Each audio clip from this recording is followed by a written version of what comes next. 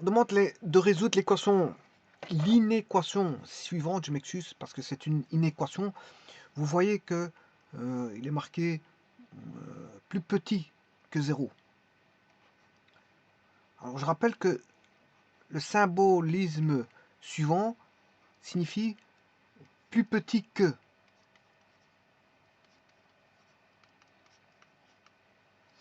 Alors plus petit que comprend 0. Hein. Plus petit que comprend 0. Ne pas confondre avec strictement plus petit, qui lui ne reprend pas le 0. Écrire ceci, c'est strictement plus petit. Alors vous voyez qu'il y a une distinction qui est de taille. Parce qu'il y en a, on peut reprendre le 0, l'autre pas. Et ici, dans cette inéquation-ci, ben, plus petit que reprend le 0. Il reprend le 0. Donc il peut être nul. Cette expression, tangente carré 2x, plus 1 moins racine 3 tangente 2x, moins racine 3 peut être nul. Mais doit être négatif aussi. Donc cette expression doit être négative.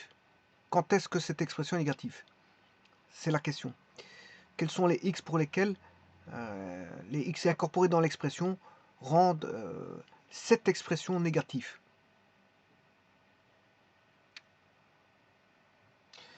Alors, la première chose à remarquer, c'est qu'on a affaire non pas à une tangente x, mais à une tangente du double de l'arc. Double de l'arc, c'est 2x. On n'a pas x, on a 2x. Je vous rappelle la fonction tangente x.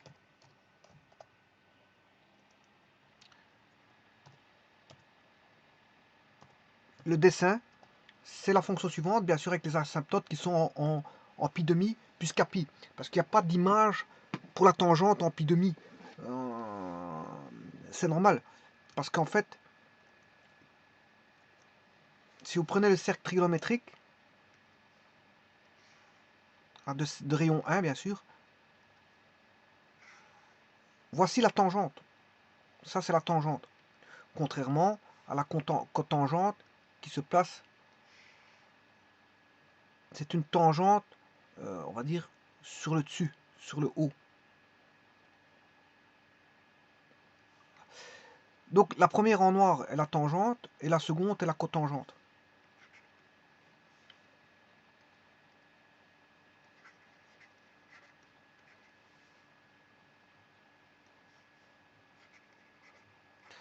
Vous voyez, vous pouvez apercevoir que ce soit la tangente ou la cotangente, elles sont toutes les deux non bornées. C'est-à-dire qu'on peut trouver des valeurs, je veux dire, qui ne sont pas dans un intervalle. Hein.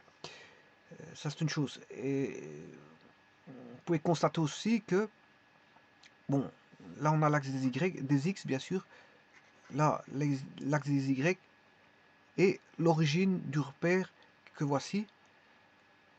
Et la tangente, si elle est parallèle, si l'angle, supposons que je prenne un angle, voici ça c'est un arc, j'ai un arc ici, supposons que cet arc fasse pi demi, ben, ça veut dire que cet arc est, on a une parallèle à la tangente, on n'a pas d'intersection à la tangente.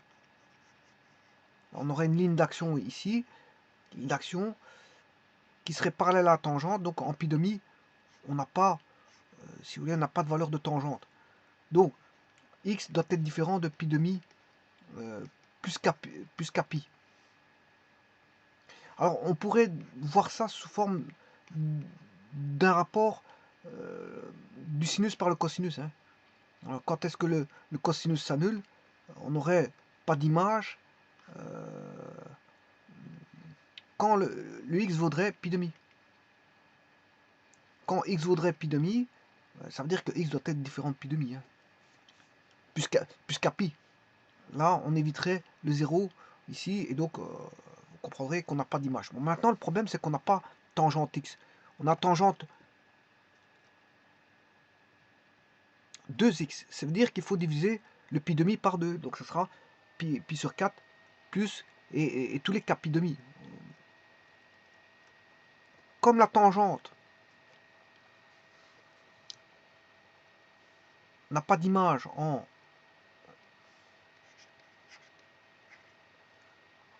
alpha, doit être différent de pi demi plus k pi. Mais si maintenant vous prenez tangente 2 alpha, 2 alpha doit être différent de pi demi plus k pi.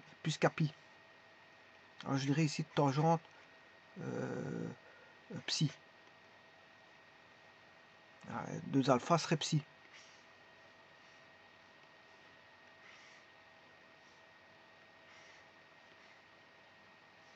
Je pourrais écrire ceci. Psi égale 2 alpha égale pi demi plus k pi. Ce qui veut dire que on aurait psi demi égale alpha doit être différent de pi sur 4 plus k pi demi. Voilà, et ça c'est pour, voilà, pour tangente 2 alpha, pour celui-ci. Donc ce qui veut dire que si je prends la tangente, les asymptotes sont en pi demi plus k pi.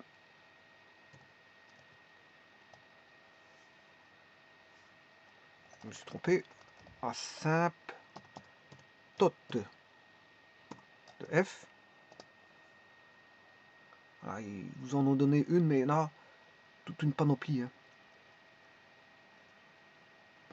Alors, je peux en mettre quelques-unes. X égale pi demi plus pi.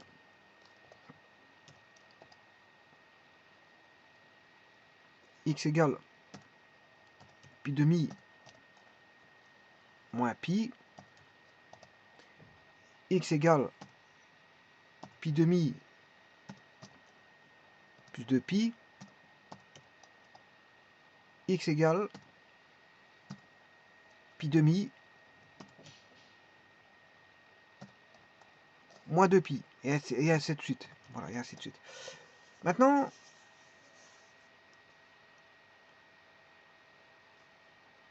on va voir pour la tangente 2 alpha.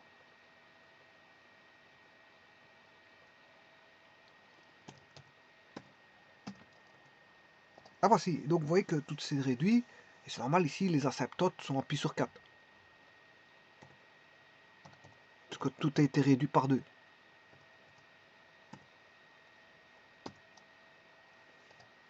Voilà, et ça c'est pi sur 4. Si je fais pi sur 4, environ, c'est 0,79. Et donc, en pi sur 4, bien sûr, les asymptotes sont en pi sur 4 plus pi demi. Parce que tout est divisé par 2. Je vais en mettre une.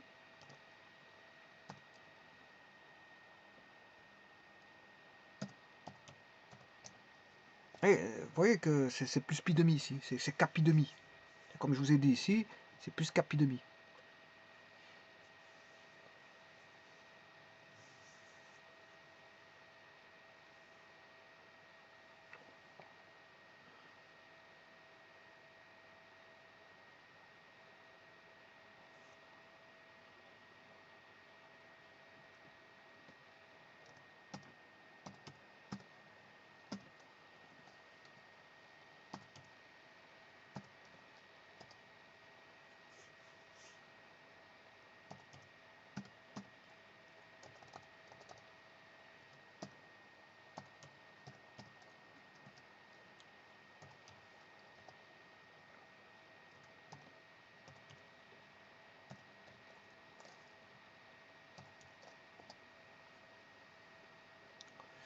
Voilà, et donc ça, ce sont les conditions d'existence. Les voici. Donc, tangente de 2x doit être différent de pi sur 4 plus k pi demi.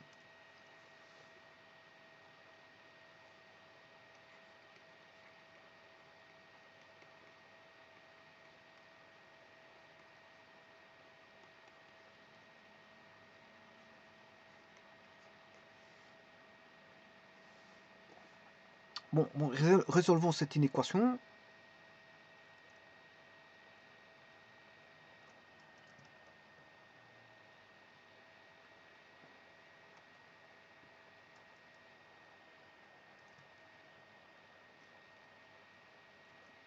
supposons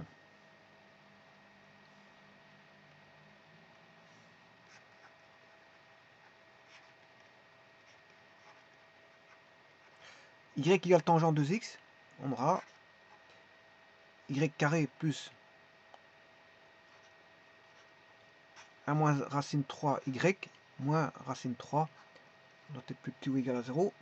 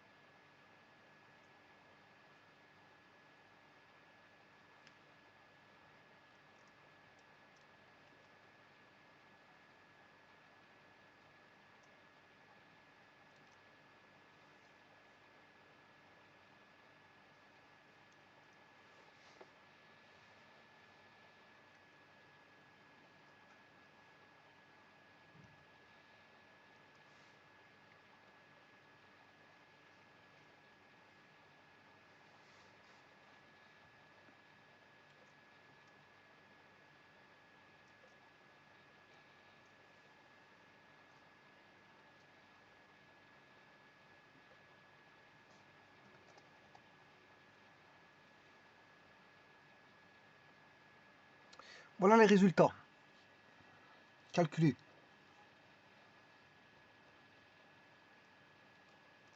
Donc ça veut dire que là, on a deux réponses. Hein, réponses qui sont données ici, calculées. Moins 1 et 1,73.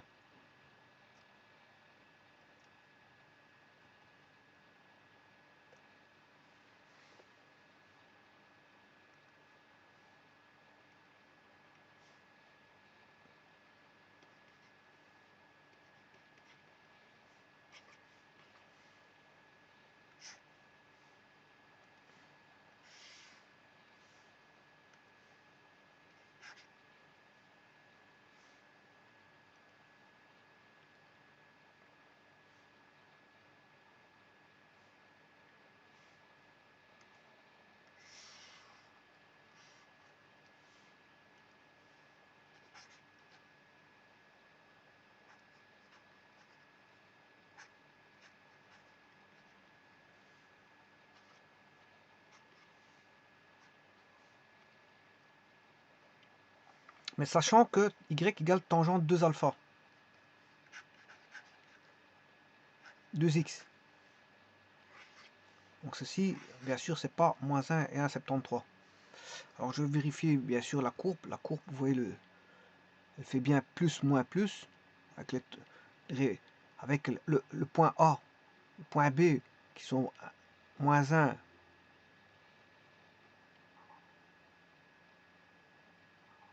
moins 1 et 1,73. Voilà, ça c'est l'équation en Y. Or il faut l'équation trigonométrique tangente 2x. Il suffit d'aller chercher l'arc-tangente de moins 1. Donc l'arc-tangente de 1,73.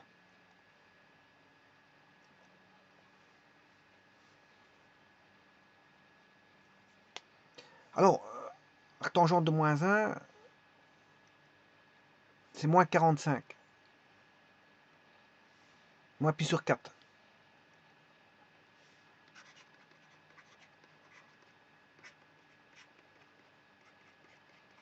Et bien sûr, ce sera valable pour moins pi sur 4. Donc 2x doit valoir moins pi sur 4 parce que c'est tangente 2x. Moins pi sur 4.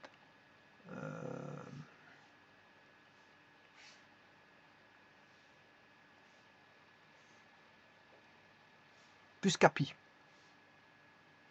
Puisque celui-ci va donner moins pi sur 4. Enfin, va donner moins 1. Ouais, je l'ai mal fait. Hein. Je l'ai mal fait, mais enfin bref. J'ai mal représenté, mais en tout cas, il y a 2 ans qui vont donner moins pi sur 4. Moins pi sur 4 plus pi. Donc, ce qui veut dire que x est égal à moins pi sur 8 plus pi demi. Pour le premier. Et pour le second, c'est arctangent de 1,73.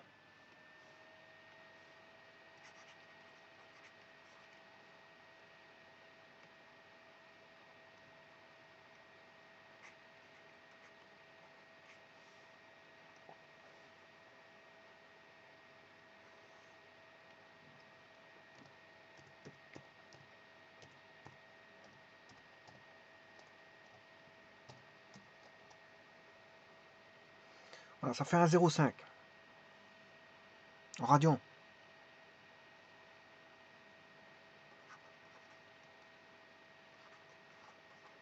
Ça, c'est en radian.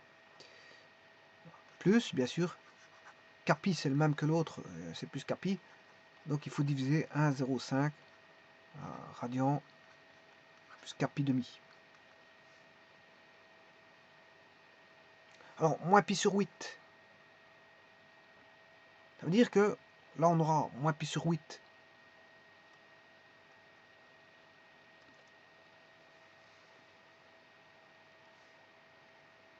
Si je prends k égale 0, on aura moins pi sur 8.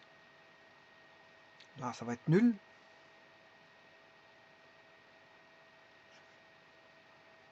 Ça, c'est l'équation trigonométrique que vous avez ici, que je vais appeler... comment est-ce que je pourrais appeler ça? l'expression E.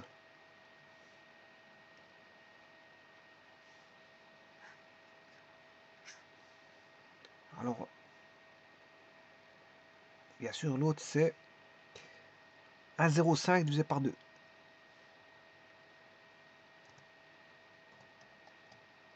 « 0,52 radians.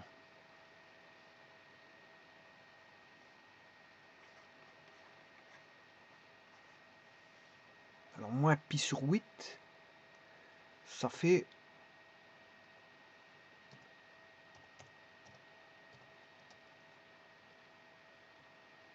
moins 0,39.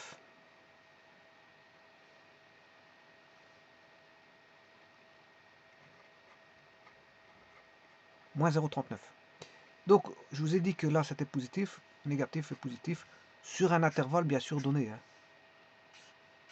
Sur un intervalle donné jusqu'au prochain, voilà, moins 0,39 plus pi, et 0,52 plus pi. Bien sûr, c'est sur un intervalle donné. D'ailleurs, vous allez le voir tout de suite. Alors, bien sûr, il faut prendre les négatifs. Négatifs, c'est-à-dire il faut prendre tous les intervalles, comme ceci. Donc, ce sera normalement moins pi sur 8 plus kpi et 0,52 plus kpi.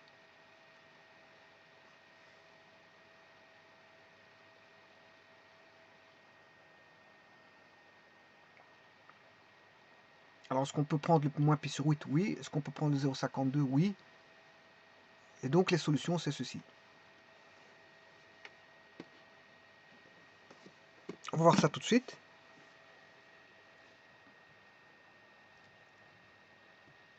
Donc, la fonction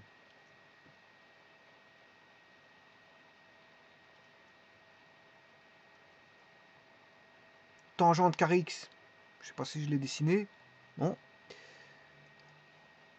Tangente 2x, à partir de là, on va créer p carré plus 1 moins sqrt de 3p plus... c'était un moins, je crois. Je vais aller le revoir, mais enfin bref. En attendant, je crois que c'était un moins. Voilà, ça c'est l'équation. Je peux enlever la tangente 2x. L'énoncé, c'était bien moins racine 3. Et donc, comme je vais vous dire, les solutions sont entre moins pi sur 8 plus kpi, 0,52 plus kpi. Bon, on va regarder après ça. Moins pi sur 8, la zone, moins pi sur... Je vais prendre d'abord x égale moins pi sur 8.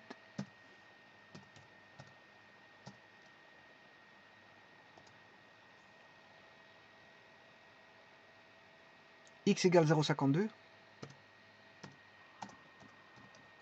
Voilà, et c'est bien négatif dans cet intervalle-là.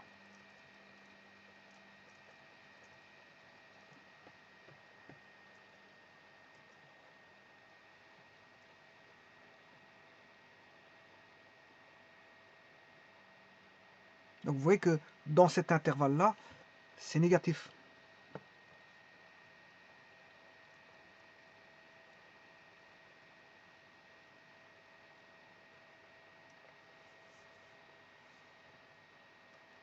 Bon, si vous voulez le prochain intervalle, vous faites moins pi sur 8 plus pi.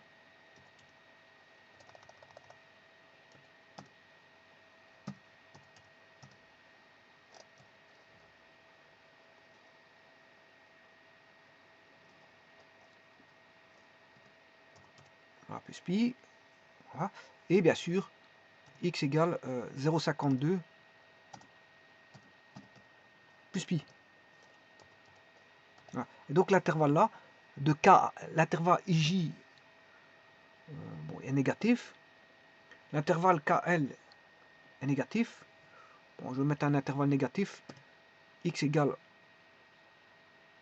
moins pi sur 8 moins pi.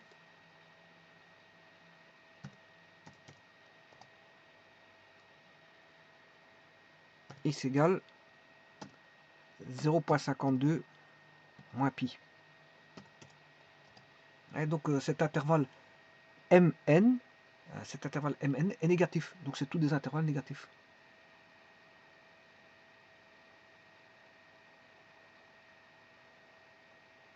Oui, bien sûr, j'ai oublié de vous dire que c'était pi demi. Hein. Oui, attention à ça. Il y a juste un petit truc. C'est plus qu'à pi demi. Plus qu'à pi demi.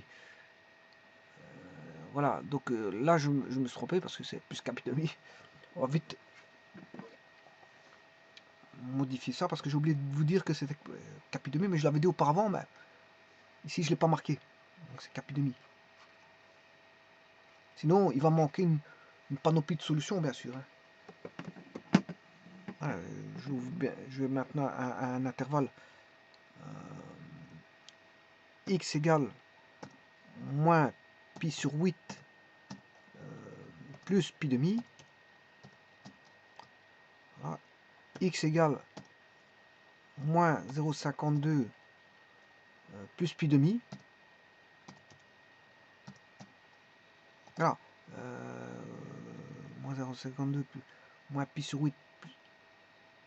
Alors, je ne sais pas ce que c'est. Moins pi sur 8 plus pi demi. Alors, c'est 0,52, pas moins 0,52 plus pi demi. Voilà. Ça, c'est un autre intervalle. L'intervalle RS, c'est négatif. Alors, je vais en remettre un autre en positif. X égale moins pi sur 8 plus 3 pi demi. Et x égale 0,52 plus 3 pi demi. Voilà. Et cet intervalle F1G1 est cet intervalle est négatif. Voilà. Alors maintenant, je vais mettre des intervalles de l'autre côté. On va dupliquer. Pour mettre la partie gauche, moins pi demi.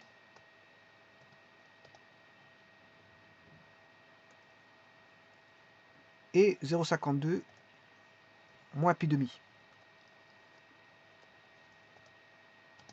Voilà, et là, vous voyez que c'est vraiment ça. Hein. Vous avez la partie négative, négative, et voilà.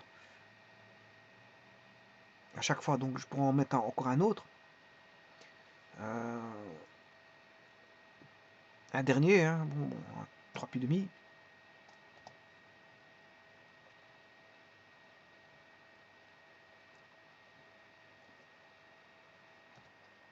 Et là, vous voyez que, voilà, sur une zone que vous avez ici, vous avez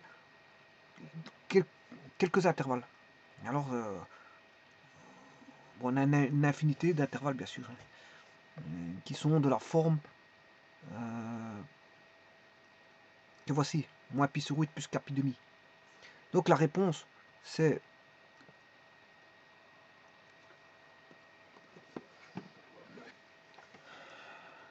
je vais marquer x appartient à l'intervalle compris entre moins pi sur 8 plus 4 pi demi, point virgule, 0,52 plus 4 pi demi. Compris. Et bien sûr, avec k appartenant à z, que j'ai marqué là, mais attention, quand vous prenez k égale 1, c'est 1 là et 1 là. Si vous prenez k égale 2, k vaudra 2 ici, et vaudra 2 là, et ainsi de suite. Hein. C'est comme ça qu'on a l'intervalle. Hein. Je vous remercie.